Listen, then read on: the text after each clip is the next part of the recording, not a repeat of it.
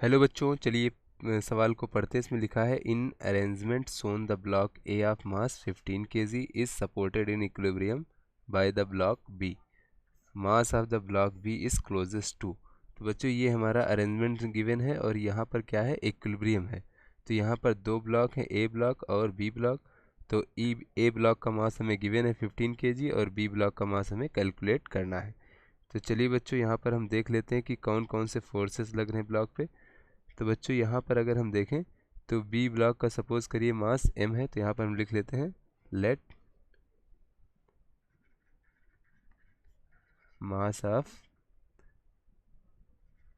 B block equal to, इस तरीके से बच्चों इसको हम mb मान लेते हैं। और जो हमारा मास ऑफ ए ब्लॉक है बच्चों, इसको हम ma मान लेते हैं। तो हमें गिवन क्या है बच्चों, ma की वैल्यू गिवन है 15 kg, इस टाइप से।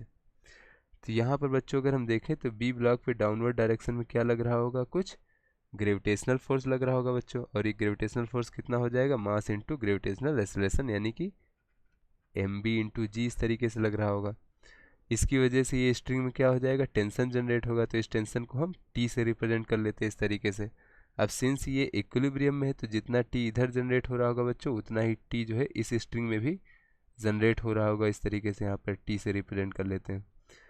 तो बच्चों ये टी तो ये ऊपर कितना जनरेट हो रहा होगा बच्चों, ऊपर यहाँ पर 2t टेंशन जनरेट हो रहा होगा, क्योंकि ये सिस्टम क्या है, इक्विलिब्रियम में है बच्चों।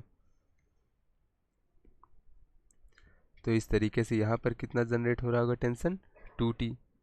अब इस तरीके से देखें तो इस स्ट्रिंग में अगर हम 2t जनरेट हो रहा है तो इस स्ट्रिंग में भी कितना जनरेट हो रहा होगा, 2t। अब बच्चों इक्विलिब्रियम में है इसलिए इस स्ट्रिंग में भी 2t ही टेंशन जनरेट हो रहा होगा। अब यहाँ पर ए ब्लॉक से जो अटैच है बच्चों, यहाँ पर कितना टेंशन जनरेट हो रहा होगा।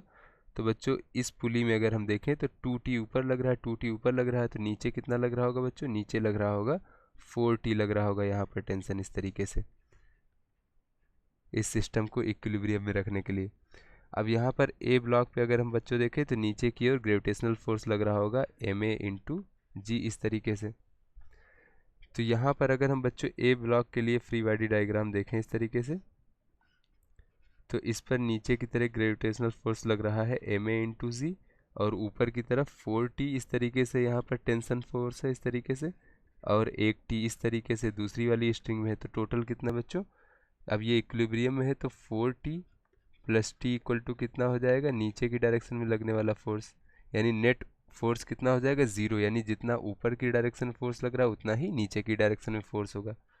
तो ये दोनों क्या हो जाएंगे, इक्वल हो जाएंगे। तो 5t इक्वल टू कितना हो जाएगा, ma इंटू जी। तो ma की वैल्यू कितना है बच्चों, 15 kg। तो यहाँ पर 5t इक्वल टू हो जाएगा 15 इंटू जी। तो t की वैल्यू कितना हो जाएगा बच्चों, t की वैल्यू हो जाएगा 3g। इस तरीके से ये हमें t की वैल्यू मिल गई। अब चलिए बच्चों बी ब्लॉक के लिए फ्री बॉडी डायग्राम देखते हैं यहाँ पर। तो बी ब्लॉक के ऊपर कितना है बच्चों, ये भी इक्विलिब्रियम में है इस तरीके से। तो जितना ऊपर फोर्स लग रहा होगा उतना ही नीचे फोर्स लग रहा होगा। तो ऊपर इसमें कितना फोर्स लग रहा है बच्चों, ऊपर केवल ये टेंशन फोर्स लग रहा है। और नीचे कितना फोर्स लग रहा है, नीचे केवल ग्रेविटेशनल फोर्स लग रहा है, जो कि एम बी इंटू जी होगा। तो इक्विलिब्रियम में है इसलिए टी इक्वल टू क्या हो जाएगा, एम बी इंटू जी, या इस तरीके से कह सकते हैं M B into G equal to T. तो यहाँ से बच्चों अगर हम देखें तो मास ऑफ बी ब्लॉक कितना हो जाएगा, टी डिवाइड बाई जी। और टी की वैल्यू अभी हमने यहाँ पर कैलकुलेट किया है, 3 इंटू जी के इक्वल है। तो ये हम पुट कर देंगे यहाँ पर, तो ये हो जाएगा M B equal to 3 into g divide by g, इस तरीके से। तो ये जी से जी कट जाएगा और एम बी की वैल्यू कितना मिल जाएगा, 3 kg, इस तरीके से यहाँ पर। तो चलिए बच्चों अपने ऑप्शंस को देखते हैं। तो ये हमारा जो सेकंड ऑप्शन है 3 kg, ये हमारा करेक्ट ऑप्शन है।